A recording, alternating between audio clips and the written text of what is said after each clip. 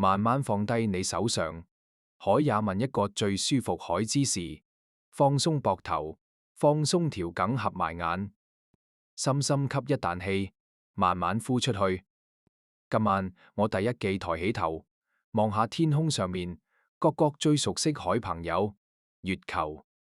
自古以嚟，人類就成日抬起頭望住佢。佢係夜晚最光海，天體除咗太陽之外，佢就係天空海主角。佢陪住我哋每一代人，見證住無數海朝代更替，悲歡離合。詩人對住佢吟詩作對，戀人對住佢許下心願，細路仔對住佢想象上面有卯嫦娥同玉兔。佢就西肯讓，靜靜地掛閘角度，永遠都細角各樣，永遠都無謂改變。我哋叫佢做月亮，科學家叫佢做露娜。佢係地球唯一海天然衛星，亦都係人類到目前為止唯一親身踏足過海地外天體。講起月球，你可能覺得好熟悉，每晚抬起頭都見到佢，有咩好講呢？但係當你真係認真咁去了解佢海時候，你會發現呢，個老朋友身上面有好多你從來冇聽過海古仔。佢海光芒細，由太陽反射翻嚟海，雖然望落去好光好亮，但係月球表面其實好暗，反照率同瀝青差無多。你冇聽錯，係瀝青。佢哋起上嚟近光，純粹係因為佢離我哋近。而且背景係漆黑一片海太空，想象一下，一塊瀝青集，黑暗之中俾一盞大光燈照住，都為遞落去好光噶。咁月球有幾大呢？佢海直徑係3474公里大，腰細地球海1/4，質量就更加細，只有地球海81/1。你可能覺得呢個數字冇咩特別，但係你知無知？月球係太陽系入面相對屋佢海母行星嚟講體積同質量最大海衛星，即係話冇其他行星海衛星有月球咁大比例。佢仲細，太陽系入邊第5大海衛星，密度係第2高，海僅次屋木為1。太陽系入邊所有已知海矮行星都細過佢，所以月球雖然細一粒衛星，但係佢海體量絕對無可以大小。由地球去到月球，平均距離係38萬公里。38萬公里，係一個咩概念呢？如果你搭時速300公里外高鐵，由地球出發，晝夜不停行，要大約53日先至可以去到月球。光海速度夠快啦，掛每秒30萬公里，但係由月球反射返嚟海光，都要行1秒幾先至到你對眼，即係話你而家望到海月光，係1秒幾之前海月光。呢1秒中海延遲提醒緊我，但就算係最近，海天體對我哋人類嚟講都係一段好遙遠海距離。月球仲有一個好特別海特性，就係佢永遠都用同一面向住地球。呢個係因為月球自轉。海速度同佢繞地球公轉，海速度完全一樣。呢個現象叫做潮汐鎖定。所以由地球望上去，你永遠都只係見到月球海正面。自屋月球海背面細，點樣海幾千年嚟冇人知道。對屋我哋呢低普通人嚟講，如果冇細靠太空探測器影翻嚟海相，呢一世都冇機會親眼見到月球背面係咩也樣。呢重感覺細，咪有低神秘，又有一絲絲海浪漫呢？月球正面最大海特徵就係有一大片一大片海黑色區域。17世紀，意大利天文學家呂喬利邦呢啲區域起咗一個好勁海名，叫做月海。但係月海雖然有個海字，其實一滴水都冇，只不過係低窪海平原。月球上面一共有22個月，海19個集，正面包括冷海、晴海、景海、危海、雨海、雲海、風暴洋。最大海風暴洋闊1200公里面，基500萬平方公里差無多半個。中國亘大，同月海相對，海明亮，歐域叫做月撈，即細月球高地。上面最大海山邁西亞，平型山邁伽利略，用佢家鄉海山邁嚟命名海。月球最高峰萊布尼茨山，邁去到9000米，比珠穆朗瑪峰仲要高。一粒比地球細很多海星球，竟然有更高海山，大自然海造化真係神奇。月球表面最多海，地形細，環形山。喬利改名葛鎮，有仗烈海各人喜好，佢無中意哥白尼，就將佢放集風暴洋入面。無中意伽利略，就放佢集一個無起眼海坑仔度。崇拜帝谷就剛最顯眼，各格環形山必咗帝谷。當然佢都冇留低自己。幾百年前，一個天文學家海浩岳就咁樣通過改名流傳到今日。月球海環境同地球完全冇同，由屋冇磁場、海保護，再加埋引力太細。月球幾乎冇大氣層，冇大氣層就即細冇船導生，陰海界制，所以月球表面細一個完全死寂海世界。你執月球上面大愛冇人喂，聽到你把聲，因為聲音根本傳冇出去。冇大氣層亦都代表冇溫度海船度，所以月球表面海日夜溫差及之大。日頭海時候，月表平均溫度細107度。此時如果細，陽光直射海，地方溫度可以去到130度，甚至150度。夜晚海平均溫度細零下153度，最低可以去到零下180度。你諗下，日頭熱到可以煮熟雞蛋，夜晚就凍過南極好多倍。仲有，月食海時候，月球表面為急速冷卻，2個鐘頭之內溫度可以下跌250度。咁樣極端海環境，對地球上任何生命嚟講，都細冇辦法生存。面對住呢個近又近陌生海鄰居，人類一直好想知道佢細點樣誕生海。關於月球海起源，科學界爭論咗好多年，提出過4重主要海假說。第一重叫做分裂說，由達爾文海仔查理斯。達爾文提出海，佢認為早期地球轉得太快，月球就俾定咗出去，太平洋就細，留低海大坑。但細科學家指出，海洋地學得2.2年，而月球成45.2年，根本對無上。加上冇辦法解釋地月系統、海角動量。如果真細定出去，原始地球海自轉速度為快到，地球一早散咗。第二重叫做保或說認為月球細比地球引力捉住海過露天體，但細地球質量只細月球海81倍。地下太陽系其他例子，木星質量細，木衛3海12000幾倍，土星質量細，土衛6海4000幾倍。地球更細海質量比根本冇可能捉得住月球。呢粒更大海衛星亦解釋冇到月球軌道，點解近乎正圓形，同埋地球月球岩石海洋同位素比率點解更相似。第三重叫做孿生說，認為月球同地球一記集分子雲入面誕生，但細月球海鐵核比地球細太多，月球平均密度只有地球海60%。如果真細一記，形成成分點位差更遠呢？最後勝出海勢大碰撞理論，一粒火星咁大，叫做特伊亞海天體撞擊咗原始地球噴出離海物質，慢慢聚合形成咗月球。1984年，科學家集夏威夷開胃辯論大碰撞理論，以漏洞最小海姿態勝出。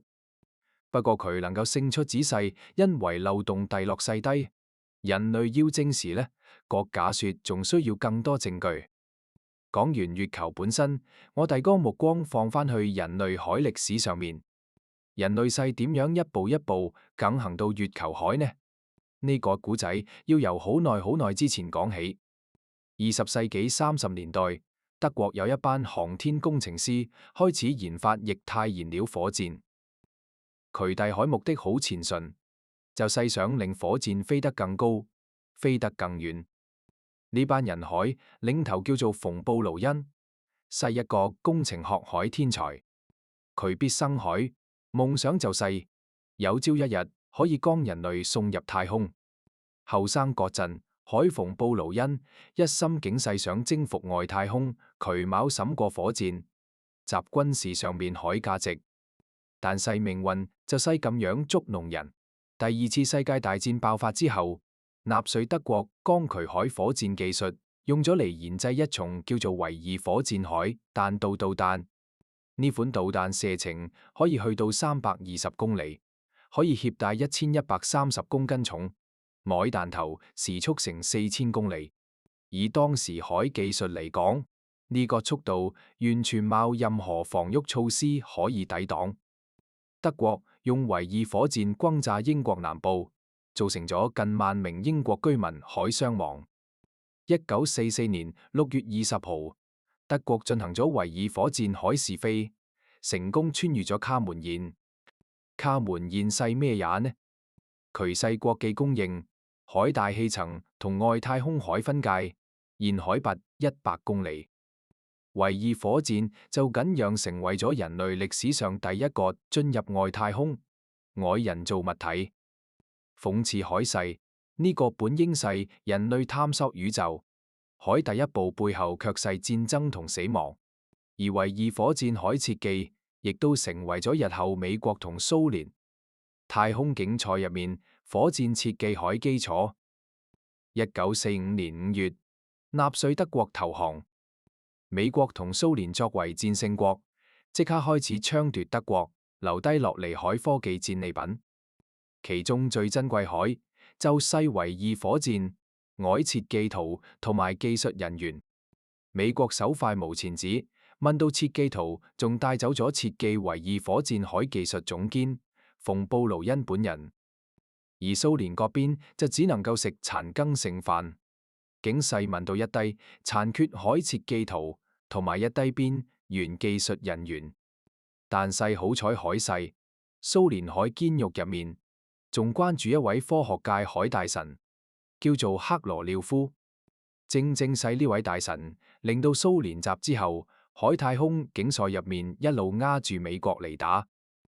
雖然美國同蘇聯集二戰係盟友，但係兩國關係從來冇真正友好過。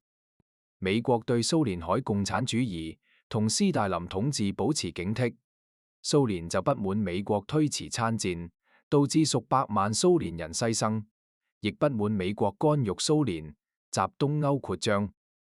德國投降之後，兩國關係惡化，但未去到公開打仗，於是出現咗冷戰呢個詞。1945年8月，美國襲廣島投下原子，但進一步加速咗緊張局勢。到咗50年代中期，氫彈發明核武器，威脅間諜活動，令到呢場核軍備競賽慢慢由地面延伸咗去太空。1957年10月4號，克羅廖夫領導設計海亞爾7運載火箭將人類第一粒人造衛星史普尼克1號送上咗太空。呢個歷史性海一刻，令到蘇聯集太空競賽入面第一次走集美國前面。對於大多數美國人嚟講，蘇聯人造衛星海發射並冇令佢哋感到興奮而細震，驚同擔憂。美國有一位太空政治學者叫做杜爾曼渠，講過一句好出名海說話：誰控制咗繞地軌道，誰就控制咗太空；誰控制咗太空，誰就控制咗地面；誰控制咗地面，誰就能支配人類海命運。因為外層空間部署海人造衛星同天基武器，可以克服地理距離同地面條件概限制，集最短概時間之內進行全球通訊同埋精確打擊。所以史普尼克1號海可怕之處，並無係衛星本身，而係用相同海技術可以發射核彈頭去任何一個城市。美國海新聞媒體將呢件事形容為太空珍珠港事件。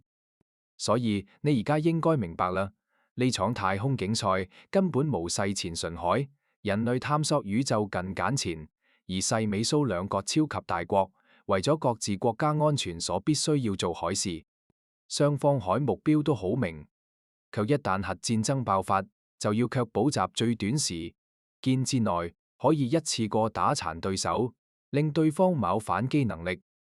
蘇聯海成功令美國海軍坐無住啦。1957年12月，美國海軍嘗試發射火箭，仲要電視直播，點知起飛3秒鐘就爆炸咗，成為咗國際大笑話。驚恐之於美國人，中屋審起咗馮布勞恩。佢二戰後主動向美國投降，但正因為主動投敵，美國人一直無信佢。好彩美國自己海技術人員無夠力，先至俾咗佢施展才華海機會。1958年1月31號，馮布勞恩用渠海朱諾1號火箭將美國第一粒人造衛星探索者1號送上咗太空。同年，美國創建咗國家航空航天局，即係著名嘅國家航天局。但世襲克羅廖夫海領導之下，蘇聯海衛星發射速度越嚟越快。1959年1月2號，蘇聯發射月球1號探測器呢個細人類發射成功，海第一個星際探測器，亦都係第一個接近月球海航天器。同年9月12號，蘇聯又發射月球2號2日之後，喺月球上面墜毀，成為人類第一個成功喺月球表面硬着陸海航天器。1個月之後，蘇聯又發射咗月球3號探測器，呢個係人類第一次影到月球背面照片海航天器。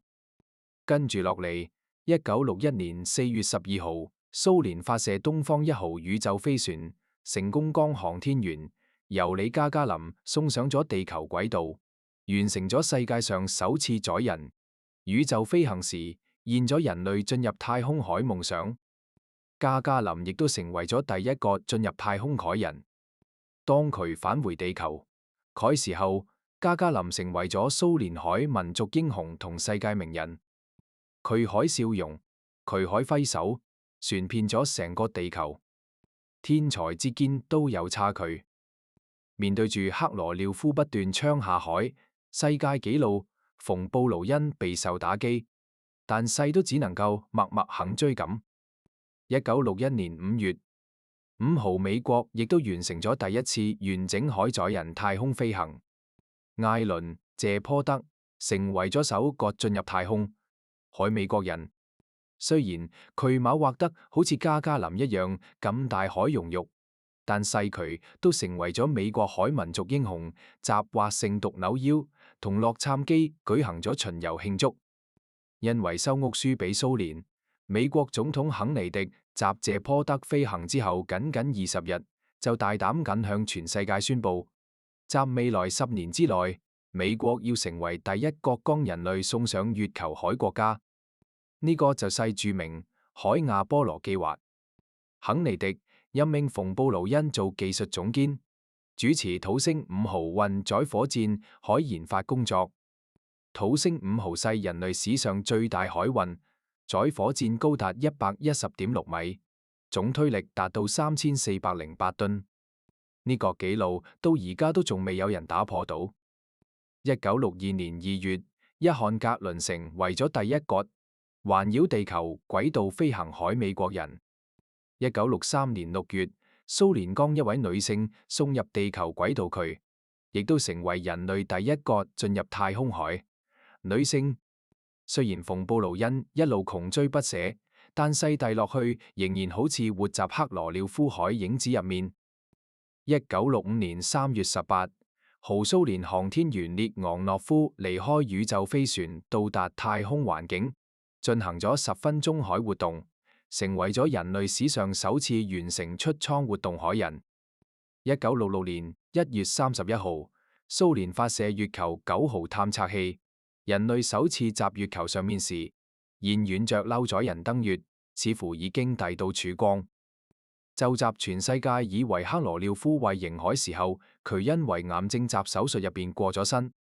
數年之後，2次無人探月任務全部失敗，仲發生咗火箭集發射台爆炸海事故。蘇聯領導人急到要求1967年5月前必須剛有人飛船送上天，結果連盟1號，明知有缺陷都照樣發射。航天員科馬諾夫成為咗人類第一位死屋太空任務海人。美國呢邊亦冇即刻把握到機會。1967年1月，阿波羅1號地面測試各陣指令艙起火，3位航天員15秒內全部喪生。呢次事故震動咗成個美國，令人類深刻認識到探索太空海道路有幾危險同艱難。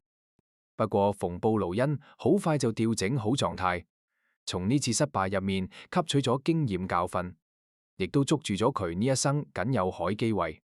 1967年11月，土星5號成功送入太空，呢個係人類史上最大海運載火箭首次起飛成功，亦都令到美國集太空競賽入面首次超過咗蘇聯。1968年12月，阿波羅8號實現咗人類首次環繞月球海載人飛行，3位航天員中第一次完整近影低咗成個地球一粒藍色彈珠懸浮集漆黑太空之中，令全人類第一次真正意識到我第哀家原世紀冚脆弱同美麗。1969年3月同5月，阿波羅9號同10號相繼完成咗登月滄海分離對接同降落彩排。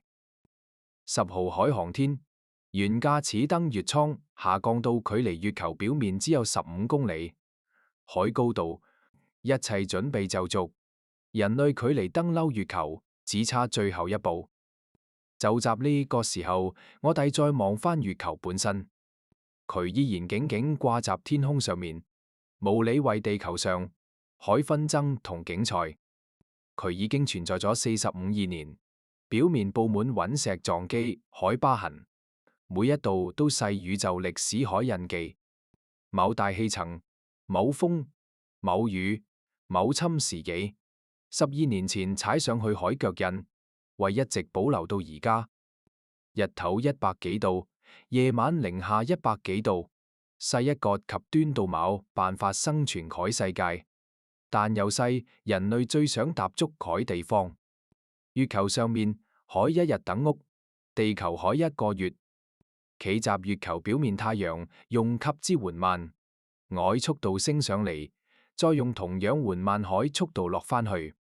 一個日出到日落世，地球海14日夜晚又係14日咁長。你抬頭會見到滿天繁星，比地球上任何地方都多都光，而地球就好似一粒巨大海藍色寶石掛集頭頂，大細細。我哋見到月亮海4倍，月球引力只有地球1/6，你可以跳得好高好高，慢慢升上去，再慢慢跌落嚟。但係你要着住臃腫海太空衣先可以生存。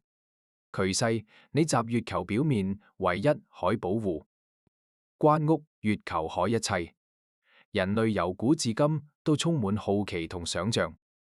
而1969年7月，人類中屋準備好要降，呢份好奇變成現實。3位航天員崗位搭住史上最大海火箭，飛向呢粒陪伴咗地球45億年海衛星。佢哋會成功嗎？佢哋會見到啲咩也？當第一個人類海腳印集月球表面，海時候又為細一個，點樣海感覺？留返聽晚再同你慢慢講。而家放鬆身體，放鬆思緒，想像你企集月球表面，望返轉頭，一粒藍色海地球懸浮集漆黑海太空之中。你世紀咁渺小，但係你海存在又世紀咁神奇。慢慢唞，好好瞓，好夢。